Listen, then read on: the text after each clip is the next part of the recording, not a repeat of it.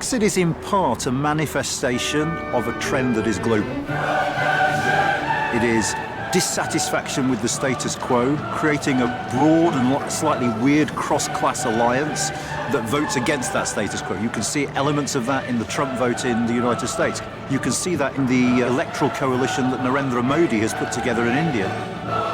Brexit is not a single event, it's a whole process, and a very painful process. I was in favour of the referendum in 2016. I thought it was about time that we actually had to make a decision about what path are we on. Are we going to be open and conscious about our decision to be part of the process, the political process of integration in Europe, or are we going to choose a separate path? And I think the public has chosen a separate path, and that's the path we now have to follow. I think it would be very unfortunate if the UK became known primarily for Brexit. Well, yes, it is a British brand, it's fair enough. This sort of anti-globalisation, a little bit nativist, inward-looking element to politics is there for all to see across the world. Brexit is a specific manifestation of that because of David Cameron's decision to hold a referendum.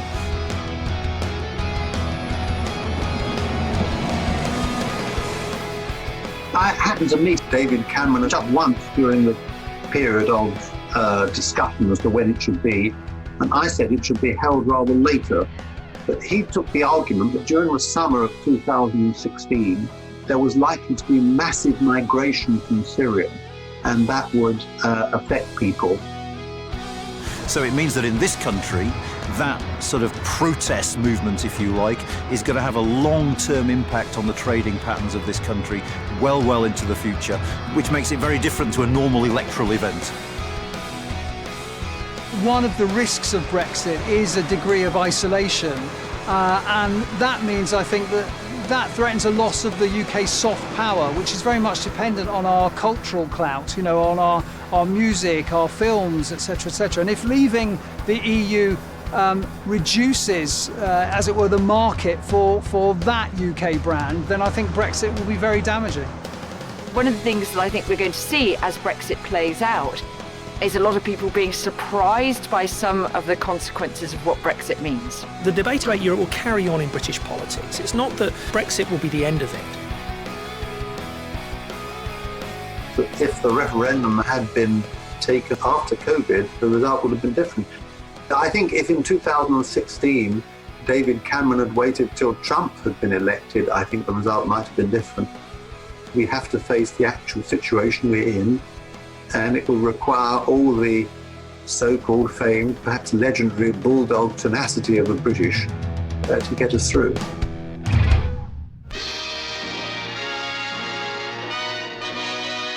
The Spanish ship Bogdanor reached Southampton with several hours to spare. And for the 450 coloured immigrants she brought to Britain, anxiety was over. At midnight, the new Commonwealth Immigrants Act would come into force.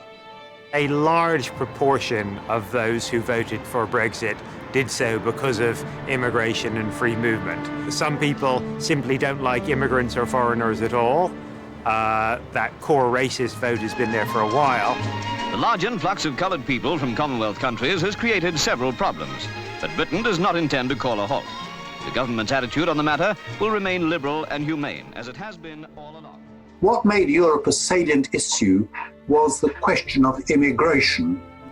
Under the free movement provisions, when the ex-communist countries of Central and Eastern Europe joined the EU in 2004, there was a massive immigration into Britain, which totally dwarfed all previous immigrations. For example, at the beginning of the 20th century, there was an immigration of about 100,000 Jewish people from Eastern Europe, reacting against persecution there. After the Second World War, there was an immigration of about 250,000 people from the Caribbean and 250,000 people from South Asia, from India, Pakistan, and so on to Britain. Now, from the EU, you had a net immigration of between 2 and 3 million people. Now, whereas people from the West Indies and India were part of the Commonwealth, they could speak English, many of the people from Eastern Europe could not speak English, and they had no relationship to Britain. And some members of ethnic minorities said, look, my aunt in Calcutta needs to fill in all sorts of forms to be able to come into Britain, but someone from Poland or Czechoslovakia who has no connection with Britain at all can come in quite freely.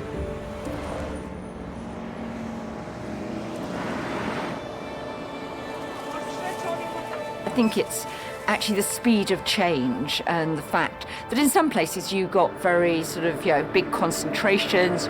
You would see sort of Polish shops popping up in the high street, and you might have some workplaces where actually most people were speaking Polish. Walk past a building site here and you're just as likely to hear people speaking Polish as you are to hear people speaking English. So I think it's a bit of that, but I think it's this sense of losing control, things changing too fast for some people. Other people think it's a great asset to be able to attract people from all over the world. There was a social question of the disturbance of communities, and people felt they hadn't been consulted. Now that highlighted the fact that we hadn't got sovereignty while we were in the European Union. There was something people wanted to do, which was to restrict or manage immigration. They didn't want to stop it, but to manage it. But Parliament could not do it while we were in the EU. And that issue, I think, was the key one. Without that, I think we wouldn't have voted to leave. And it was given added salience by something that really had no connection. That is a huge migration from Syria, which many people confused with EU migration. Some people might be voting on the issue. There are some people who've never been in favour of UK membership of the European Union. That was their opportunity to vote no. There were some people who were concerned about levels of immigration. The flip side, I suppose, is since 2004, when the enlargement of the European Union occurred, there was an increase in the amount of immigration coming into the United Kingdom, and that increase was maintained because during the Eurozone crisis, the UK's economy kept on going with a flexible labour market. We were a place where people from Southern Europe could come and find work. So numbers did go up, but I suppose one of the arguments is, given that numbers were going up, given the impact that had in some parts of the United Kingdom, it was up to the British government to make sure that those places were helped out. There was a misapprehension on the part of many people that EU nationals came here to claim benefits. Absolutely not the case. The vast majority of EU nationals, including those from Eastern Europe who were in this country, were working and contributing. And all serious economic studies show if we cut immigration, it will have a negative impact on the British economy. Immigration's been very high in the UK. It's one of these countries that benefited from having a diverse population and people coming not just from Europe, but from all over the world. More so than many other European places. So at the end of the day, I think there was some misinformation, but I think there was also reluctance on people's parts to accept the information that was coming forward because it's so complex and they couldn't quite understand it. It's very difficult to explain to somebody, how much more the price of your apple is going to be because now a freight forwarder has to pay VAT tax in advance of the goods entering the country. And so they didn't understand why economists were saying the cost of this would be so painful for the UK in the long run. Arguably, the triumph of Nigel Farage was to link immigration, which was an issue that had dominated British politics for several years, to the European Union, which was an issue that no one really cared about. And his linkage of the two led to the referendum and led to the vote to leave. Now, I and most economists believe those concerns were misplaced, that free movement on the whole was good for the UK economy and public services, but those concerns were real. And on top of that, there was clearly a sense among some people that the UK did not have control over who was coming here. And of course, that was true. That's what free movement meant, that people could circulate freely, more or less, within the European Union. And it is true that the only way to stop that, to end that, was to leave the EU. You can never actually tell why people are voting the way they do in a referendum. There's some people for whom the UK's membership of the European Union had always been a big issue, and for whom this was finally an opportunity to say they were very unhappy about the decision that the UK made back in the 1970s. But it wasn't a big issue in British politics. Actually, it's a big issue in the Conservative Party, but not a big issue in British politics. Other people who were concerned, a much bigger political issue about levels of immigration, particularly the big influx of EU migrants we'd seen in the UK since 2004. So that was an issue for some people. That was why the message of taking back control of our borders resonated so much. For other people, there was just a sort of long-run scepticism about whether the UK had actually had a decent deal out of Europe. And remember, British politicians for a long time had it always sort of said, you know, we're fighting all these battles in Europe and we're losing some and things like that. So that was part of the thing. You know, there'd never been a very strong narrative that membership of the European Union was great for the UK. But then you've got a lot of people who actually weren't voting on EU issues at all. They were voting because they didn't like the government. And what's really interesting is since that Brexit vote, migration has gone down as an issue enormously, whether it's because people think that's okay. We can now control migration, even though levels much the same. The composition of migration has changed, bigger shift towards people coming in from outside the EU, but still a lot of people coming in to the UK, or whether it's because actually people have started realising there are benefits from migration as well as what they might have seen before as disadvantages. I mean, of course, you know, Brits are less likely to take up the opportunity of working abroad simply because, you know, we're naturally less good linguists. And in many ways, the places that British people aspire to migrate to for work are very often the other English-speaking countries, you know, the US, Canada, Australia, places like that. And that's where a lot of people have their sort of links. All the opinion polling since 2016 has shown that the British have become more positive about immigration, more attuned to the cultural and economic benefits that immigration brings. And so it's hard to escape the conclusion that actually for some of the voters for whom immigration was an issue, the issue wasn't getting less immigration, it was the sort of philosophical almost question of the fact that we needed to have a degree of control even if we don't choose to exercise it.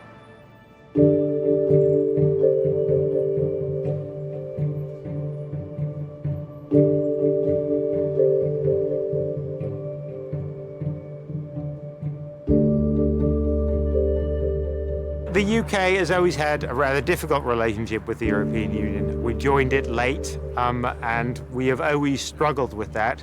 And that goes back to the historical relationship of the UK with the continent of Europe, where it's always been and generally been an objective of UK foreign policy to ensure that Europe was in some ways divided and not united against us. We failed in that when the European Union started without us. We then repaired that by joining, and now we're trying again by leaving. While we were in the EU, we had this very difficult balancing act because we didn't take part in some of the key programs of the EU. For example, we weren't part of the Eurozone. We weren't part of the Schengen arrangements. We had all sorts of opt-outs, and British politicians from earliest times have tried to secure a balance to get the advantages without, as it were, merging the country fully into the EU. A very difficult balancing act to achieve. We wanted, if you like, to be in but with opt-outs, whereas now you may say we want to be out but with opt-ins.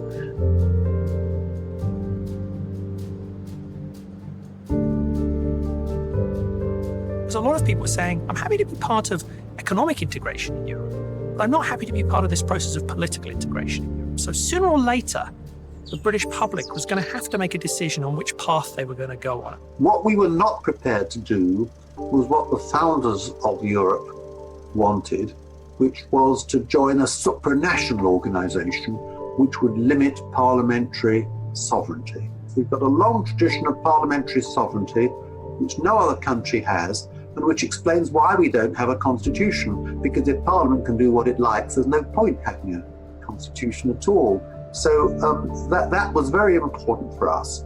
And we also thought we had worldwide links to the Commonwealth, which was the empire transformed, as it were, and with America. We thought we had a special relationship with America. So Churchill produced this argument. We were at the centre of three important circles. The first was Europe, the second was the Commonwealth, the third was America. And British influence rested on that. We should never get out of line, as it were, with any of these three circles. We were the only country which was at the centre of those three circles.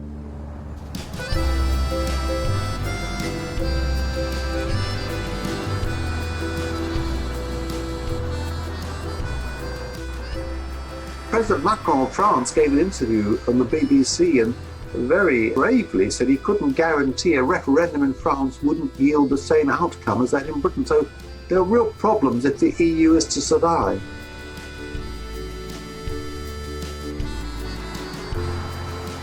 I think they'll do everything they can to try and resist a referendum in France, because the risk is too high for France and the risk is too high for Europe. I think it was de Gaulle who said you can have France without Europe, but you can't have Europe without France. If France leaves the EU, it's the end of the EU. So I think, they would do everything they can to try and resist a referendum in France. I actually think even if there was a referendum in France, France would probably vote to stay, because what is likely to happen now is the EU will become more French. It's interesting from Paris. Paris looks at Brexit and says, it's odd that Britain is voting to leave, because from Paris it looks like the EU has been more British over the last 20 or 30 years. Britain won a lot of the big constitutional battles. Britain won the battle about European foreign policy. It won the battle about the regulation of the single market. It won the battle about the design of the euro, where Britain could opt out of it. It won the battle of a whole range of issues about the design of the EU against often what the French view was. And so France is now saying, with Britain out, we can go back to the Franco-German engine at the heart of the EU. And I think that could change the perspective from France. Again, it perhaps will feel to many more French citizens the EU again is much closer to French interests than perhaps it has been over the last 20 or 30 years.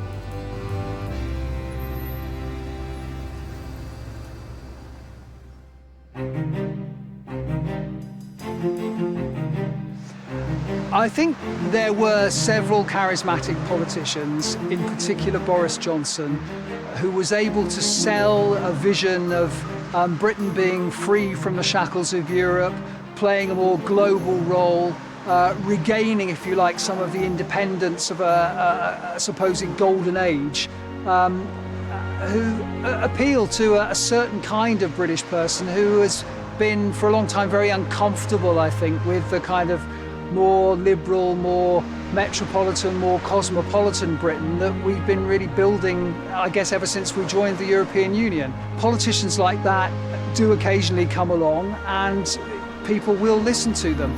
I think Boris Johnson probably made the difference in the end between us leaving the European Union and us staying in the European Union. He made that much difference. British politicians have no one but themselves to blame for what goes on in this country. On the EU side, obviously the change is less because it's one of 28 that is leaving, but it makes the EU a smaller market. It makes the EU less powerful in world politics because Britain is one of those countries with a big diplomatic network, serious military forces. But there's no doubt that the impact is far greater on this side of the channel than it is on the other.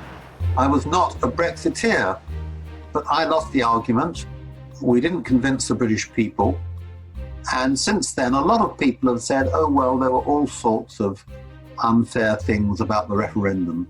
But as it were, disappointed litigants always say that. If you lose a law case, you don't say the opponent's case was better than mine. You say the judge was biased, or my lawyer wasn't very good, or the other lawyer used unfair tactics. You never say, well, actually, perhaps the other side's argument was better. Of course, that's not uncommon in politics in generally, but it perhaps was a bit worse in this context than it, because of the nature of the decision, than it normally would be. Now, most of the leaders of the Brexit campaign were conservatives who believed in a market economy, something quite different, the extension of globalization, not limiting it. They wanted a global Britain, a kind of free-trading Singapore or Hong Kong, if you like. Now, that involves less protection.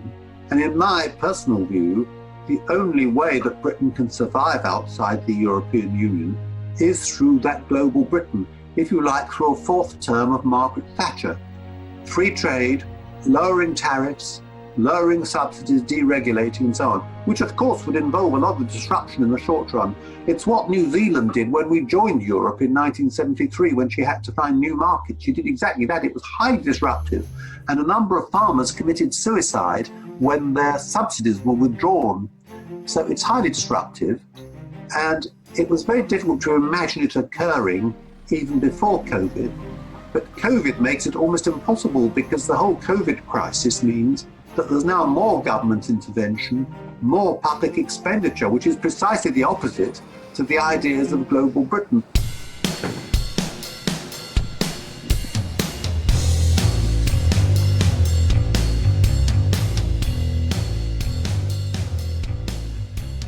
Will people feel conned? I think down the line we will see whether people who supported Leave feel that the promises that the Leave side said, that we would get a close relationship with the EU, it will be the easiest trade deal in history. That's obviously not proved the case, as we've seen. Whether people really sort of take it out on the people who sold them that false prospectus. I mean, there were certainly some people on the Brexit side of the debate who clearly were and are con men in the sense of telling the public things which were clearly not true. In the height of a political campaign, both sides resorted to simplifications. One very famous simplification, one very simple lie, we can say, was the assertion that the United Kingdom would receive £350 million back that we could then invest in the National Health Service. The day after the referendum, Nigel Farage said very clearly, well, that wasn't actually true. So there were a number of simple lies told, and because of the heat of a political campaign, it's very difficult to explain actually what the European Union is. So I don't think we can say it was the trick of a con man. I think that the context didn't really allow for a full explanation of what the European Union is, and that left a gap for these complex truths, left a gap for simple lies. One of the slightly dishonest, but perhaps very dishonest claims made by some of the Brexiteers was that Turkey would soon be entering the European Union, that we couldn't veto Turkey's entry, which in fact we could, and therefore that 18 million Turks could come and live in Britain, which was absurd. So it's fair to say there were false claims on both sides. I mean, referendums are not university seminars, they never will be. But the issue of immigration was the salient one, highlighting the fact that Britain had lost her sovereignty.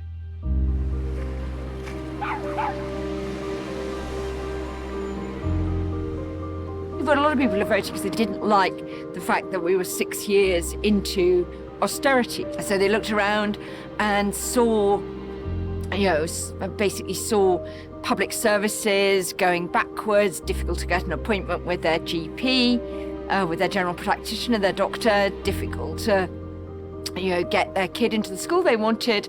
And so they were just protesting against the government. So it's a big mix of reasons for voting to leave the EU.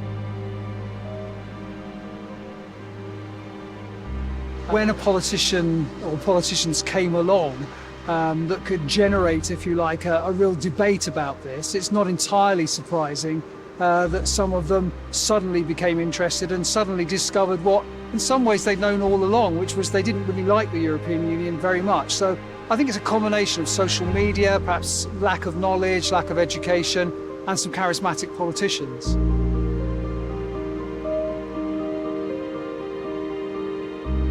It wouldn't be correct to describe the Brexit referendum as somehow stolen or manipulated. There was a campaign. The issues were all out there and discussed extensively, perhaps not in the way that academics like me would always have wanted them to be discussed, but nonetheless they were discussed.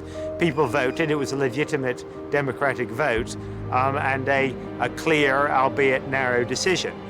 I think it's certainly the case that the government has not been clear with the public about the trade-offs which were inevitable between politics and economics. The political argument was sovereignty, take back control, very appealing. And the government very effectively argued that, and also argued that there would be less contribution to the EU in terms of money. But on the other side, there was always clear there would be an economic hit, and the economic consequences were never explained.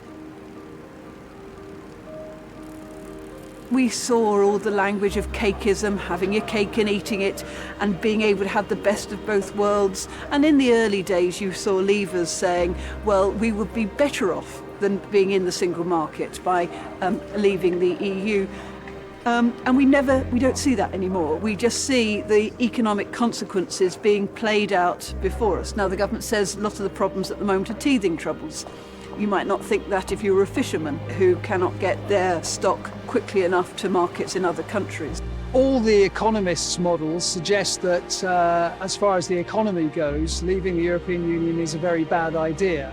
Although it won't necessarily be obvious to people, we will have foregone a great deal of economic growth as a result. In terms of our diplomatic clout, it would clearly be better for the UK to be part of a larger bloc when it is trying to argue with countries like the United States of America or China, or it's trying to do trade deals with them, rather than being just one country on its own. So if you look at it diplomatically and if you look at it economically, and I believe if you look at it culturally, leaving the European Union probably has more downsides than upsides.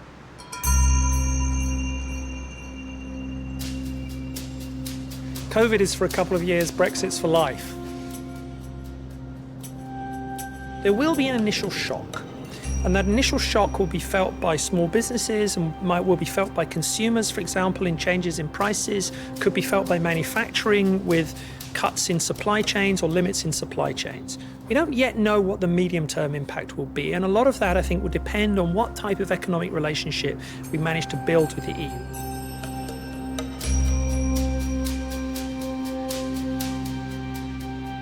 Most economists would say the COVID economic hit will be behind us in a couple of years' time. The growth we've lost through lockdown, we will get back as we open up again. And there's a splurge of spending from people who haven't been on holiday, haven't been to the shops, haven't been to the pubs, desperately going out and spending money. The Brexit impact will be slower, but longer term, because it will keep on being an impact for the future. And again, economic modelling from the London School of Economics shows quite clearly that over 10 years, the impact of Brexit will be significantly greater on the British economy than the impact of COVID.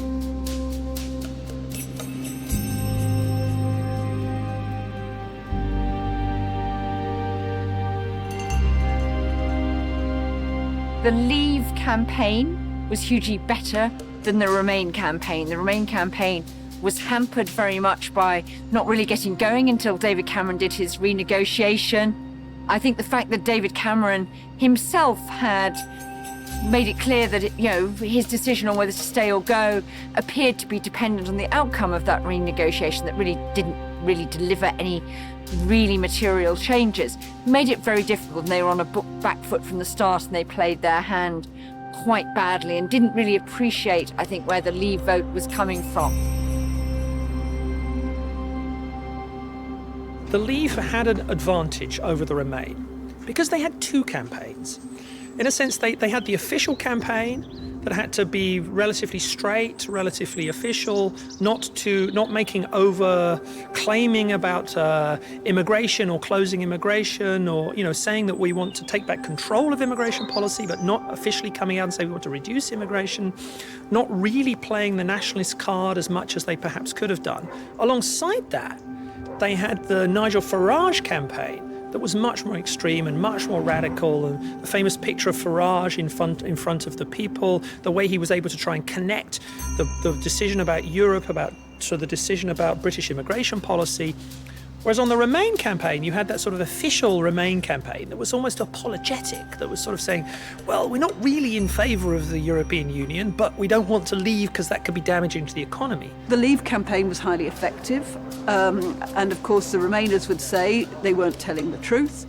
I think it's bad for democracy that the government keeps pretending everything is fine, because it won't be fine for some period. And of course, small traders who are facing problems with VAT, problems of selling their goods, they know that the reality is it's not all fine at the moment. But for so many people, and we don't see a lot of buyer's remorse at the moment, many people say, actually, we voted for it, we're going to take the financial hit, and we will get stronger as time goes by.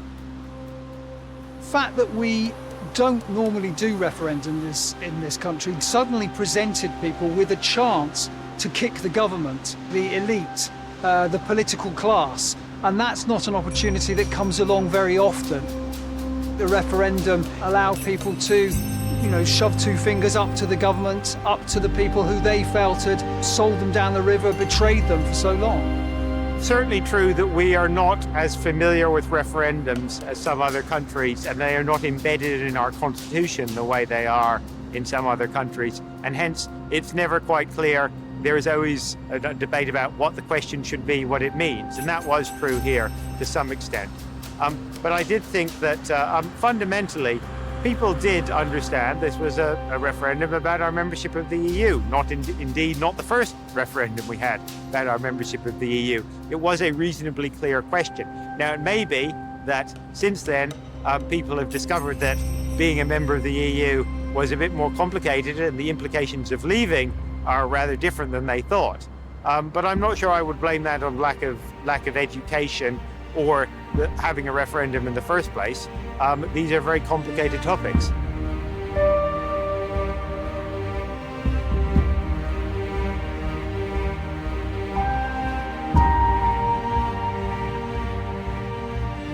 On average, the British public were less educated or understand less or had less information about Europe. If you ask them questions, for example, about how many member states there were in the EU, or where does the European Parliament meet, or these sorts of questions. So you could argue that successive generations of British elites, whether it's Labour or Conservatives in power, have not made a big effort to educate the British public. When the process of European integration was really mainly about economics, that sort of identity dynamic in the UK was never really a problem. As the process of European integration became more about politics and political integration, political powers of the Commission, powers of the European Parliament, European foreign policies, and so on, the more political the project became, the more that was a challenge to the British identity. Social media could have made a difference. It was a very narrow result, after all. It's also true to say that the British people have never really known very much about Europe, or indeed been very interested in it.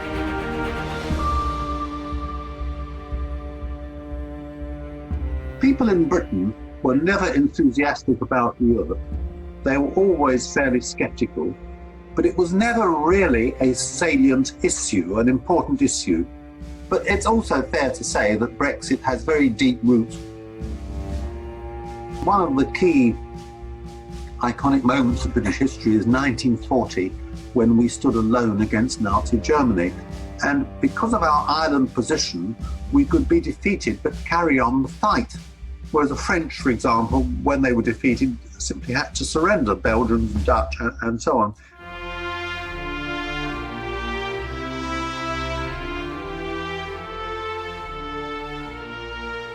If you look at Britain, say, in 1900, we had the largest land empire the world has ever seen. About a fifth of the world was under British rule.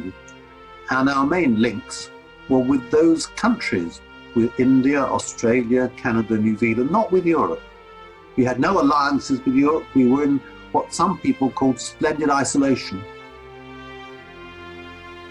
Because of our maritime position, we had hardly an army. We didn't have conscription, which continental countries had.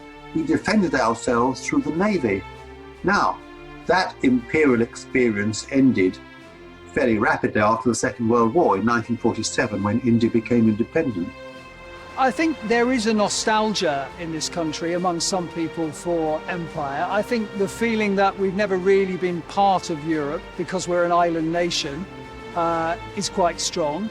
I think the fact that in some ways we, quote unquote, won the Second World War has always made a difference. Somehow we have this superiority complex, perhaps, to the rest of Europe. All of that, I think, fed into the vote in 2016. In 1938, when there was dispute between Czechoslovakia and Nazi Germany on the rights of the German minority in Czechoslovakia, it looked as if we were going to go to war. And the Prime Minister, Neville Chamberlain, gave a radio broadcast in which he said it was fantastic, incredible, that we were going to war for what he called a faraway country of which we know nothing, namely Czechoslovakia. Now, Australia and Canada are much further away than Czechoslovakia, but people would have found their links with those countries rather than with Czechoslovakia. Even today, there are more British people living in Australia than in all of the 27 EU member states put together. So Australia is not a faraway country, but the countries of the continent are faraway countries.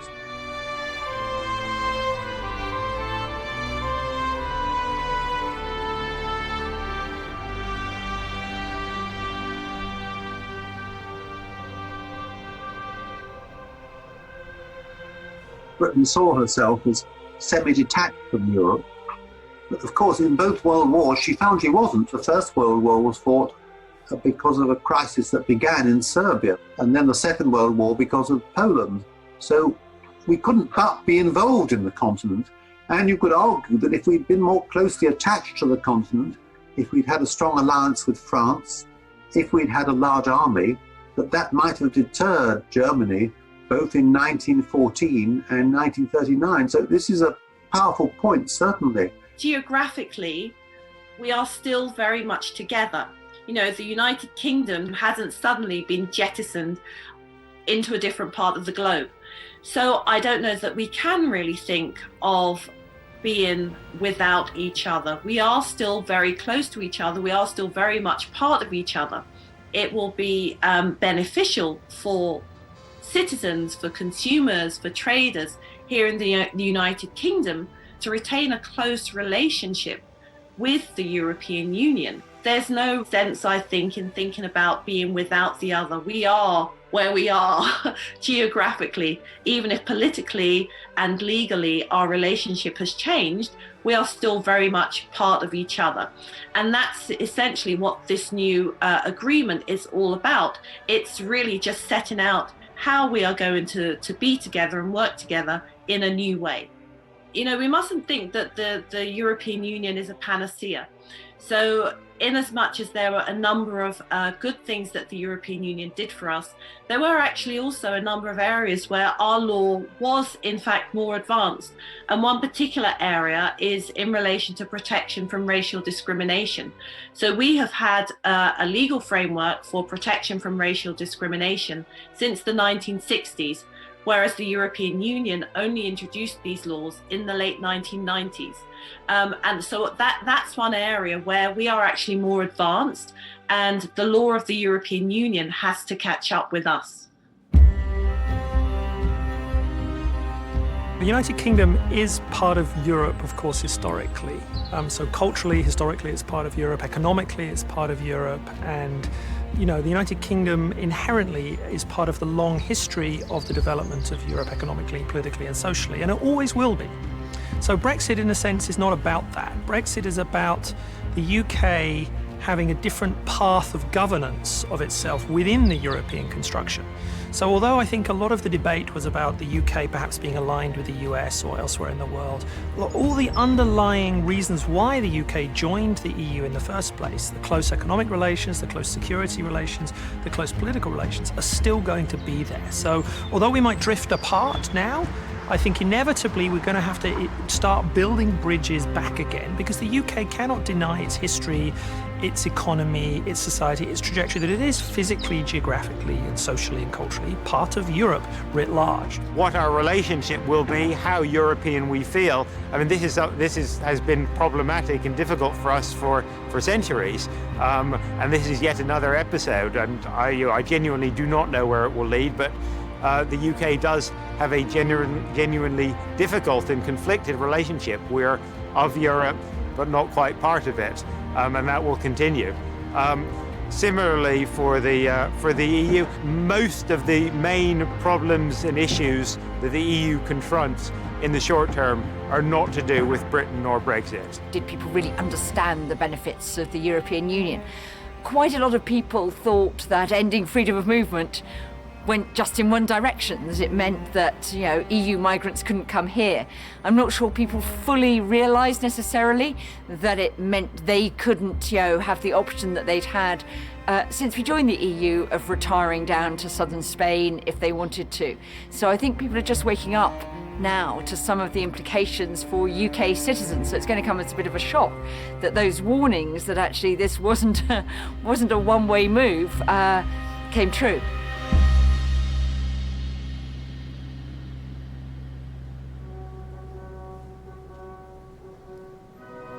It's a serious matter when an international organisation loses a large and important member state. There are two different viewpoints about Britain outside Europe. The first was those who voted for Brexit, the foot soldiers, if you like, in the campaign. What they wanted was more protection. On the whole, the areas which were strongest for Brexit were the so-called left-behind areas, the areas that hadn't wholly shared in general prosperity. They said, we want protection against European competition, really, and we want Britain to run our own affairs and be left alone. European Union without the UK has lost a force for arguing for a more liberal economy. It's also lost a major world power. It's lost a diplomatic as well as a military power in that sense. It's obviously lost part of its markets. We are a country of 60 odd million consumers, and that makes a big difference. The departure of the UK from the EU is the equivalent of about 18 smaller states leaving the EU. So they're losing a big economy, but they're also losing a Anglo-Saxon liberal approach to regulation. And what you will see is that the EU will become more protectionist. I think the loss of that kind of more free market libertarian voice within Europe will actually be costly to Europe in the long run, because that is a good, you want a balance of policy between things that are a little bit more left-wing socialist, things a little bit more right-wing conservative. Together, getting a nice balance in the middle can be very healthy for a liberal democracy. What does the UK lose with its, closure of its relationship with Europe? I think the UK has had a sort of special place in that there's so many Europeans who come to the UK, and some aspects of UK life I think are really enriched by it, but particular sectors. So the financial sector here was quite large and quite dynamic, and some of that was coming from having all of these Europeans coming in with different ideas, but also a lot of high-tech areas that the UK excels at in engineering and in the sciences. All of these scientists from across Europe who have flocked to the UK for decades because of the sort of very high level in these fields, that we'll still see scientists coming from Europe, but the flow and the intensity, I think, will stop. And so I think that's something where some of the dynamism that the UK enjoyed because of its relationship with the European Union, that's going to go. The EU will suffer to some extent economically from Brexit, not as much as we will, but it will be negative for the EU economy. But the EU confronts much bigger problems internally, in particular on the democracy, rule of law issues, which it confronts with Poland and Hungary. In some sense, these are much more fundamental to the character of the European Union than Brexit. I think, for both sides, given the nature of the relationship, separation is going to change things. For the UK, it changes the way we trade with our largest and closest trading partner, it changes the nature of our security relations, and it changes the accountability of politics. If you are a leaver, you say it's liberation, it's independence, it's freedom. If you are a Remainer, you would say actually the country is diminished because it no longer has access to those fundamental rights like free movement. And of course, it is now more difficult to trade with the EU. That was the inevitable consequence of entering into a free trade agreement, which is what we've got, as opposed to the single market customs union, which he had previously. All of the polling evidence shows that the country is still divided in exactly the same way as it was in 2016. And so it's very difficult to get a clear view as to whether the UK will be better off in or out. It's very much coloured by your political perspective. It very much depends on if you're a leaver or a Remainer.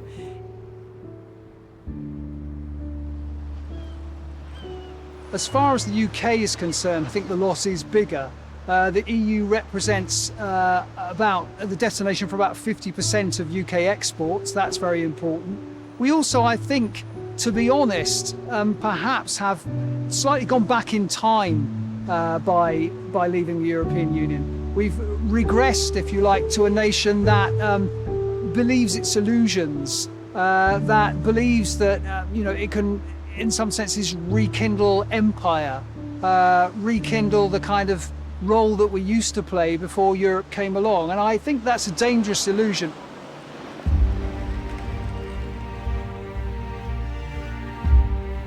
What is the EU? Is it just a club of states for economic purposes, or is it genuinely about something bigger than that?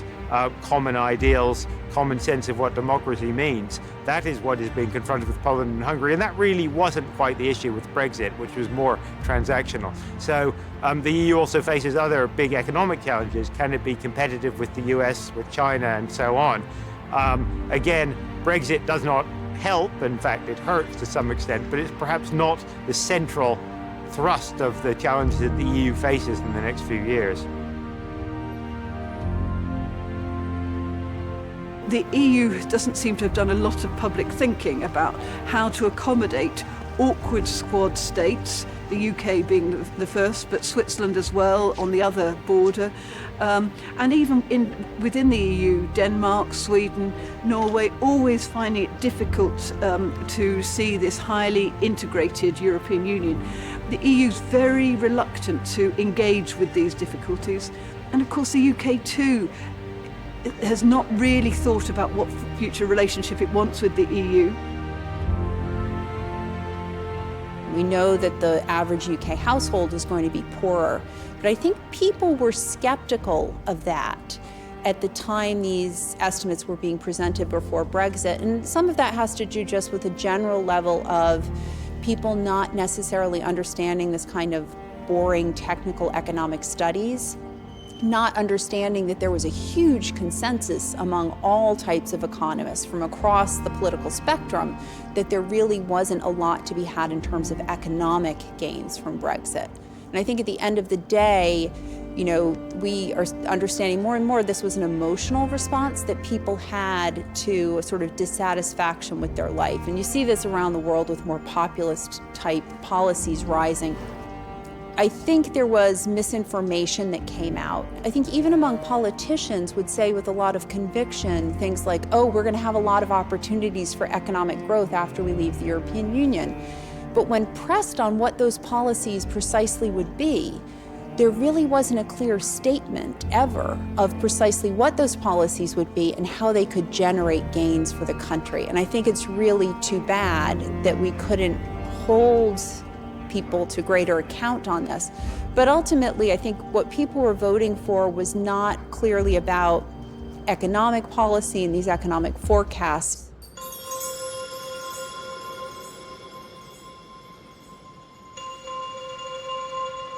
The impact of Brexit may be bigger on the UK than it is actually on the EU as a whole. Scottish fishermen have lost out in Brexit, and therefore there needs to be another referendum. The problem is, it's for Westminster to grant a second referendum. And at the moment, Boris Johnson, the Prime Minister, is saying, no, we're not going to offer a second referendum because you had one in 2014, and it was meant to be once in a generation. So then the question is, can Scotland go ahead and host their own referendum, a bit like they did in Catalonia, which doesn't have the force of a referendum sanctioned by Westminster, and then what happens when you've got this constitutional clash?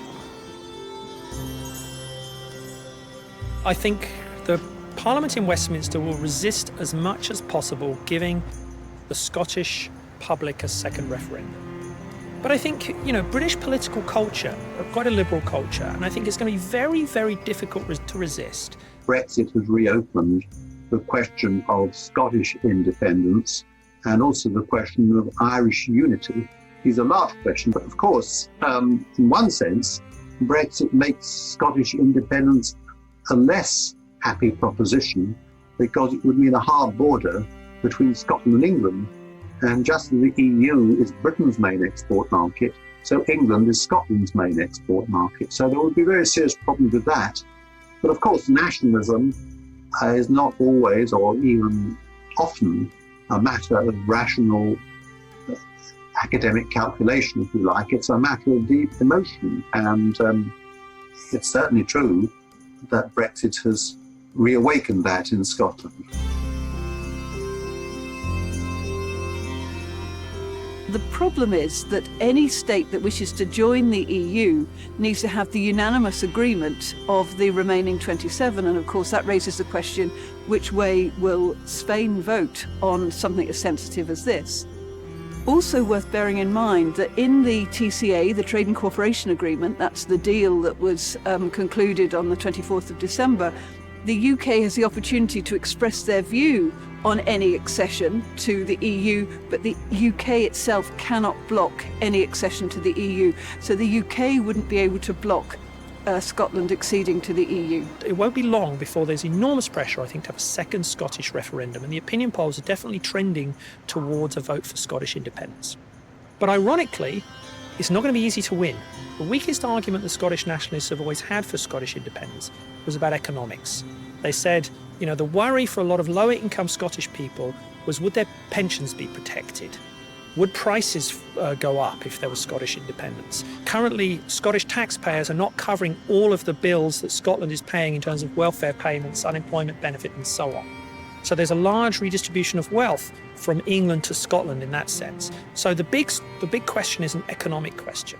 What could change that calculation is if Brexit is seen as really damaging to the British economy, because then Nicola Sturgeon and the Scottish nationalists would be able to say, vote for Scottish independence to save the Scottish economy so that we can rejoin the single market in some way. Either perhaps not full members of the EU, perhaps the EEA model, the Norwegian model. I actually think the Norwegian model is probably more likely to be the direction of travel for Scotland. And that I think is where we're likely to see the battle going about, could Scotland have a better economic relationship with the EU than England has?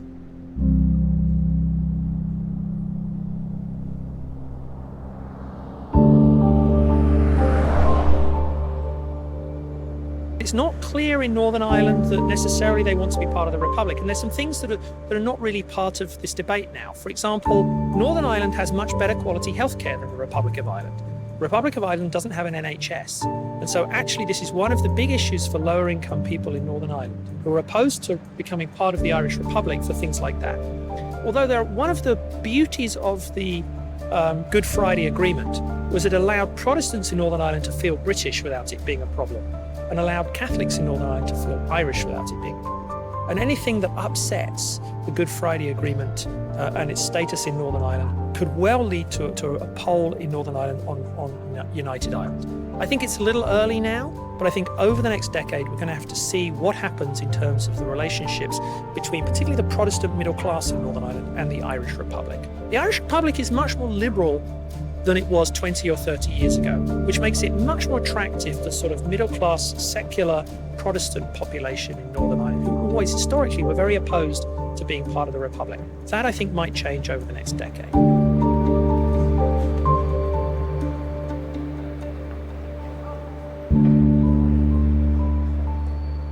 What's interesting is to watch the Sinn Féin leader and the Democratic Unionist Party leader working quite effectively together in government. Remember, the DUP advocated a vote to leave, Sinn Féin wanted to stay, and yet they are seeing the consequences of this. The DUP now finds itself in a very difficult position, and it may be in their economic interest to actually stay as part of the broader island of Ireland. Now, of course, that's a big step for the DUP because, of course, their entire raison d'etre is to stay as part of United Kingdom. But it may be that particularly as the population makeup changes in Northern Ireland and they see the problems of being in this rather unusual situation with a foot in both camps. They are one foot in the Great Britain customs union and the other foot in the EU customs union. That may put them in a brilliant strategic position, or it may ultimately be too difficult to straddle those two horses, and they're going to have to opt one way or another. Now, of course, the withdrawal agreement, the divorce text, had the Northern Ireland Protocol, and the consequence of the Northern Ireland Protocol is not a border across the island of Ireland, but a de facto border down the Irish Sea. Now, of course, it's not a physical border, so that's important because physical borders in Ireland are very symbolic.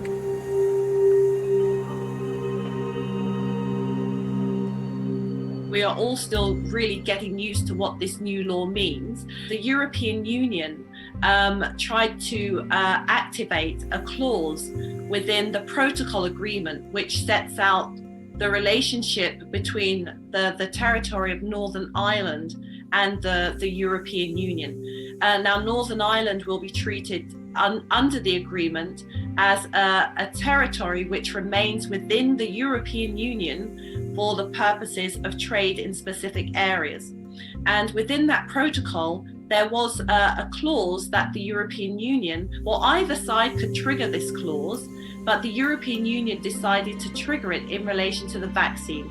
Ultimately, it withdrew, so the triggering was more of a threat than a reality. When the European Union saw that the response was so negative, it decided to move away from that course of action. But, you know, this is something that we might see more regularly in the future. I think it would be negative for both sides, actually, if this were to become a feature of the relationship between the EU and the UK. I think the two sides, we're so close to each other and we remain dependent on each other. It would be disadvantageous for both if there were to develop a very antagonistic relationship in the future. That's not the way to go for the sake of traders and citizens and consumers in both areas.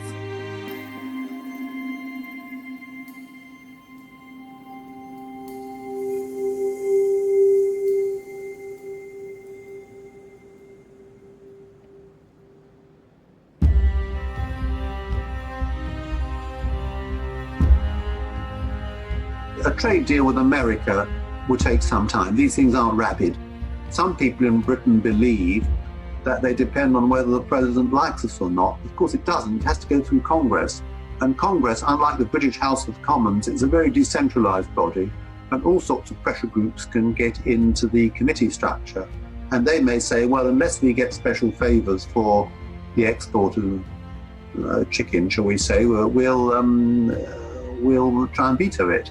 And there's a story, I don't know whether it's true or not, that Singapore has a ban on chewing gum, or did have, and that for a trade deal with America, the Americans said, well, look, we're not going to have it unless that ban is rescinded, so you have to rescind it. So, I mean, it's not going to be easy. There's this idea that's been around in the press called, the UK could be the new Singapore on the Thames. And what they generally mean by that is this sort of low tax, low regulation environment. And so we need to think, first of all, is it feasible for the UK to become a low tax environment? That depends. When they were part of the European Union, they didn't have the kind of tax haven type policies that we see in countries like the Netherlands or Ireland. So as a member of the European Union, they already had discretion to do a quite liberal tax policy, and they chose not to. If we compare the UK to other members of the European Union, their tax policy generally looks more like the US's or Canadians. It's generally pretty low already, pretty sensible, relative to, say, Germany or France. So the first question is, can they really cut taxes that much more and maintain basic public services that are needed? So the military, roads, education. And I think that right now, it's going to be much, much harder for that to happen post-COVID, because the government has actually been quite reasonable and generous in trying to support workers who lost their work from COVID. And this is going to lead to a huge tax burden in the future on younger generations. So it's not really going to be possible in the short run of 5 or 10 years to have a big tax cut program. On the regulation side, there's two things. So they have complete legal sovereignty. They can do whatever they want with their regulations, but they just signed this trade and cooperation agreement with the European Union. and the European Union was very concerned about tax and regulatory competition. So there's a whole chapter to that agreement called the level playing field.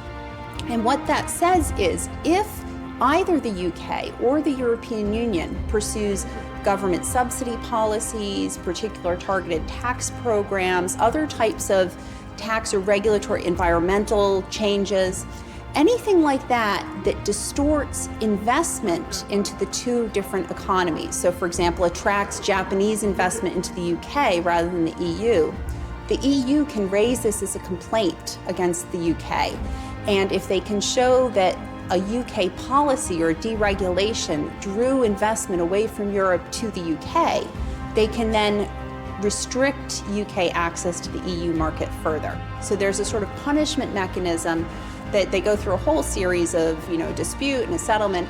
But at the end of the day, if the UK relaxes its regulations too much in a way that harms European inward investment, the Europeans can retaliate with another type of economic policy. Similar thing for trade in goods. So if the UK suddenly started subsidizing producers or had some very lax environmental policy that allowed producers to have lower costs, and this led to more exports going to the European Union is now authorized to hit back against the UK with higher taxes. So they have the freedom, but now there's a different type of cost-benefit analysis that will have to take place on the part of the UK government.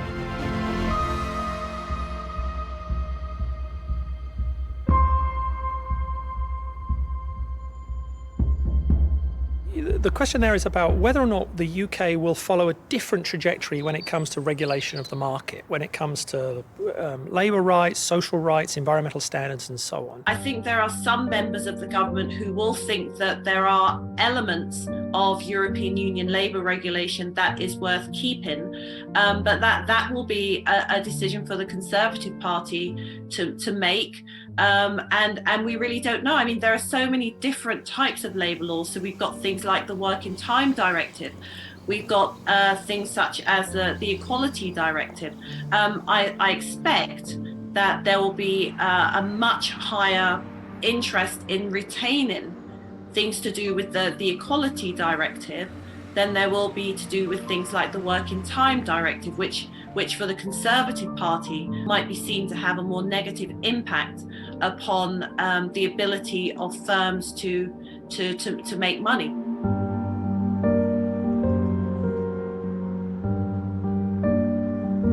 You know, 10 years ago, I would have said maybe Britain would choose a more American-style market, a more liberal, open, deregulated market. But actually, I think now, overwhelmingly, the British public is in favour of very high environment standards, very high social standards, protection for workers, public attitudes now increasing in the UK towards redistribution of wealth, more social protections in the economy. I think it's very unlikely that Britain will diverge significantly from mainstream European style of a European regulated economy.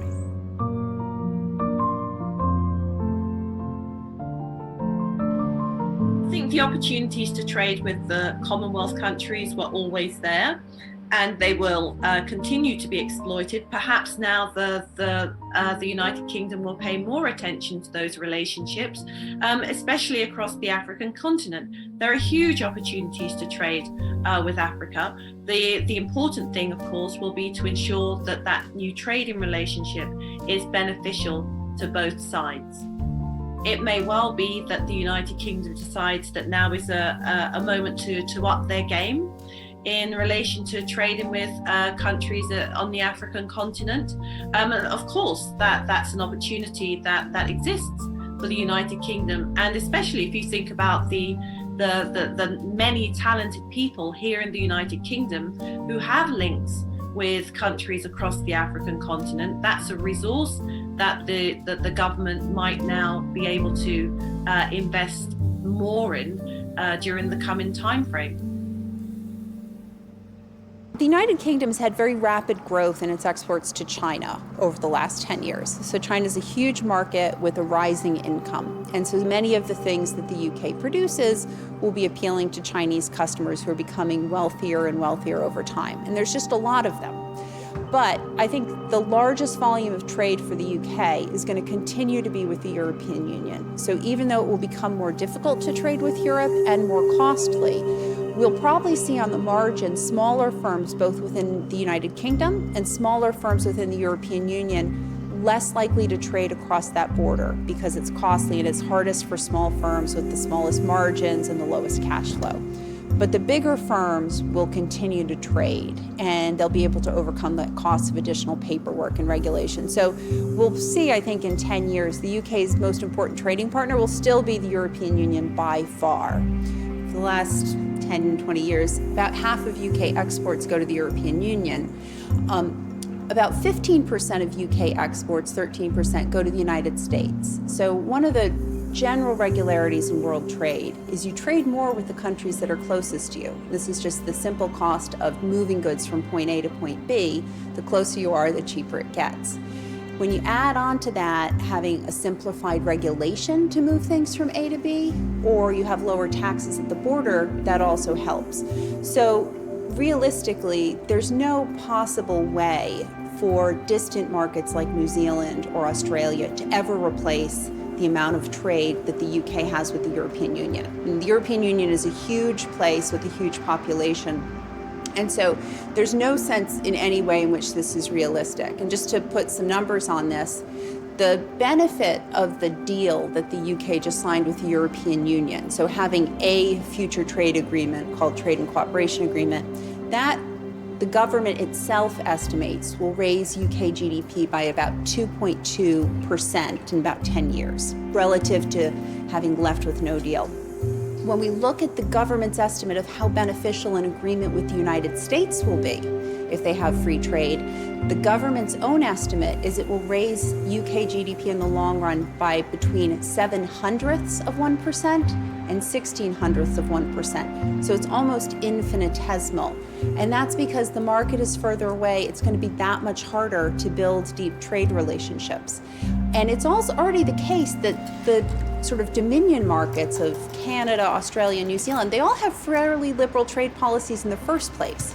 So the UK was already trading almost as much as it could with them. So deeper integration, there's not a lot of scope for that to happen. There is some, and if they do have deeper trade agreements, that will help. But the benefits we're talking about are fractions of 1%.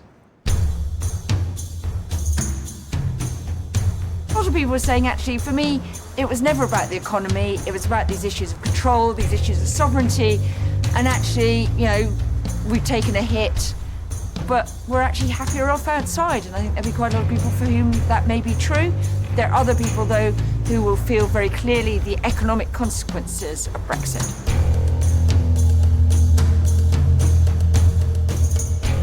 Do I think the UK is going to rejoin the European Union? Not in my lifetime.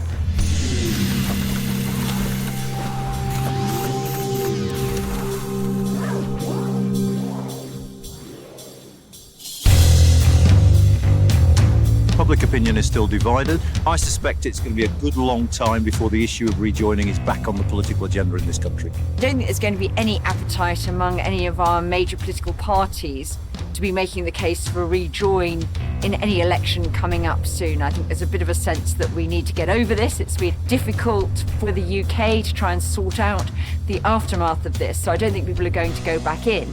I don't think there's going to be much space for quite some time for a rejoin campaign.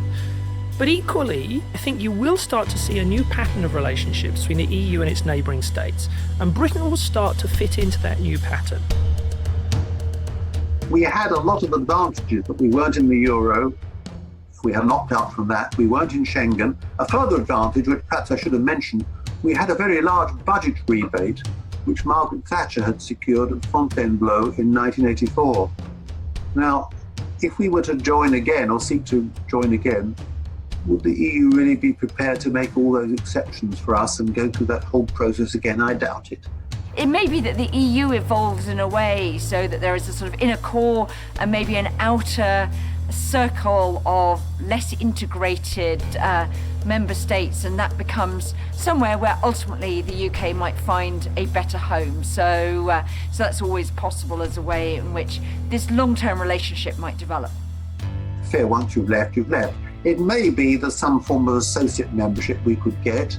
And President Macron has said in his speech at the Sorbonne in September 2017 he'd like to see a Europe of concentric circles in which some countries move more rapidly to integration than others. And he then said, well, in that Europe of concentric circles, there might be a place for Britain.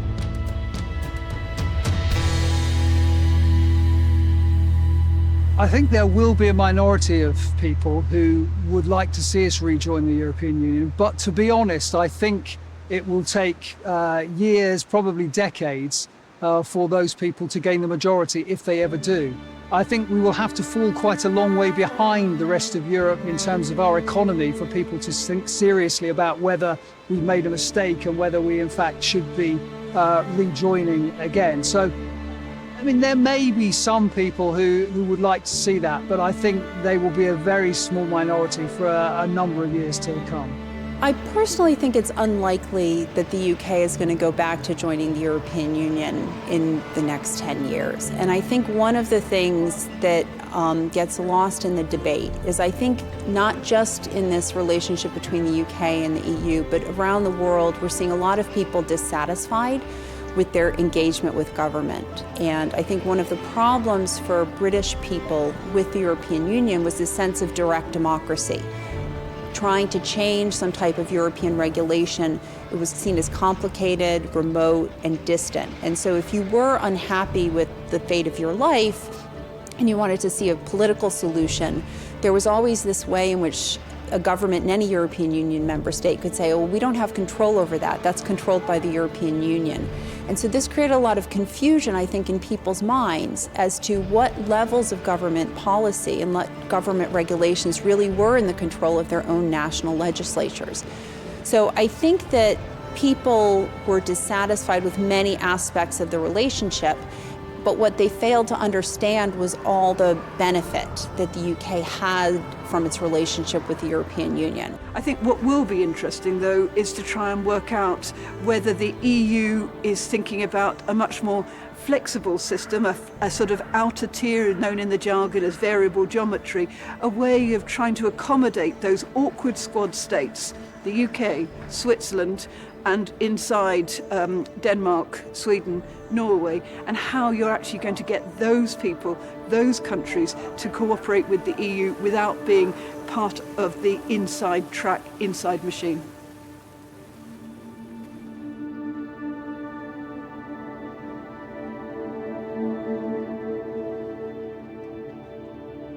What I think is a big decision for the UK, and which could go either way, is whether we do indeed go down the path that this government claims that it wants us to go, which is very much to treat the Europe and the EU as third countries on a par with Japan or Australia or the US or Canada, and have a no closer or more distant relationship, or whether in fact a future government decides that we seek some form of special relationship with the EU that is quite different from the sort we have with other countries. Now, whether that is, comes in something like the EEA agreements or some new form of association agreement, I don't know. There were many pieces of legislation that we adopted in the United Kingdom as a result of our membership with the European Union in many different areas, labour law, but also in relation to financial regulations and banking regulation. So what happens with those laws now really depends on how the government decides to approach them. Some of those laws will be retained in our national on our national statute books, and some of them will be replaced. And that will be an ongoing process to be decided in accordance with the national legislative process. One of the problems with the Brexit negotiations has been that both sides have approached them with a short-term focus on politics and on red lines. Neither side lifted their sights a bit higher and thought, okay, we're important allies, partners, collaborators. How do we arrange Brexit in such a way that in 5 years' time we can continue to work together as closely as possible? And I think had both sides started off with that mentality rather than a how do I defend myself against them mentality, we'd have had a slightly different outcome.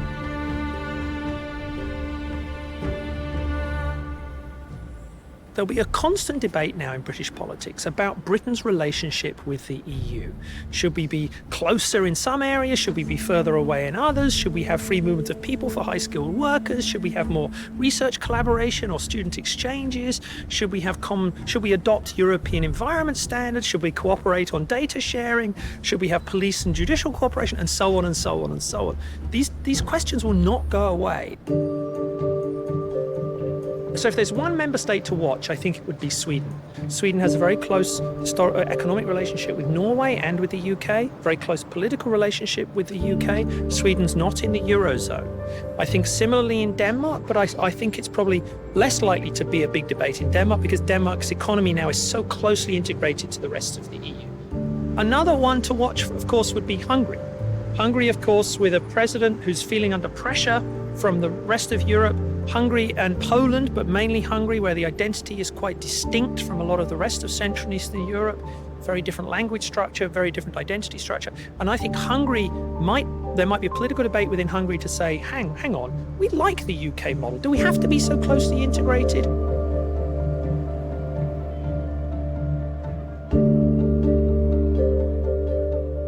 I think the EU also has to consider what it ought to do about free movement, whether that's a sensible principle.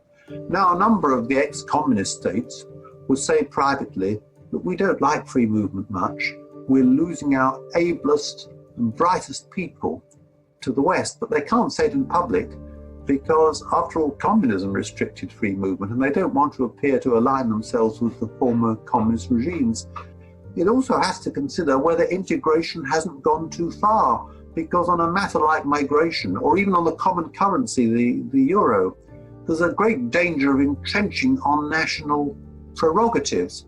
And people say, well, look, we can control our national parliament. How do we control the EU? Who elected Ursula von der Leyen and the other leading officials of the EU? So the EU has to be very careful it doesn't go too rapidly and obliterate the national feelings, which are still strong in many of the member states. And the latest Eurobarometer survey shows a very small level of trust in European Union institutions, about 15%. It's very worrying. Furthermore, the EU has a problem on how it's to defend itself. It's the only one of the four major powers in the world, the other being America, Russia, and China, which cannot defend itself, still relies on America 75 years after the end of the war. Now that means if the EU is going to defend itself, it does need the help of Britain, which is a nuclear power, which does spend the 2% of its GDP on defence, as NATO asks. A lot of European countries don't. So Britain must be involved in that.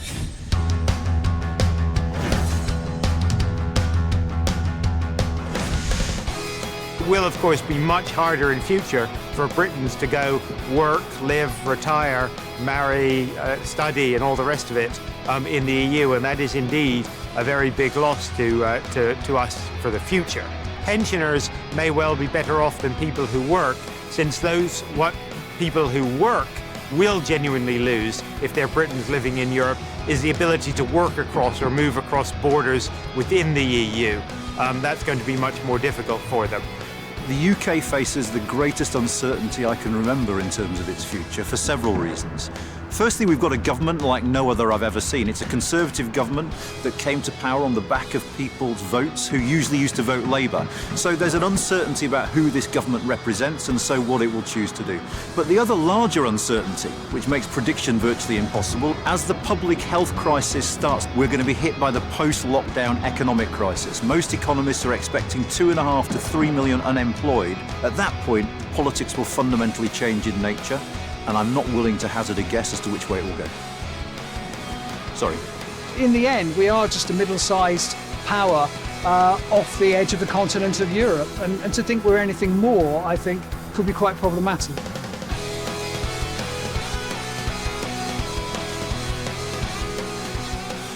I think leaving the European Union is probably the worst diplomatic and economic decision of my lifetime.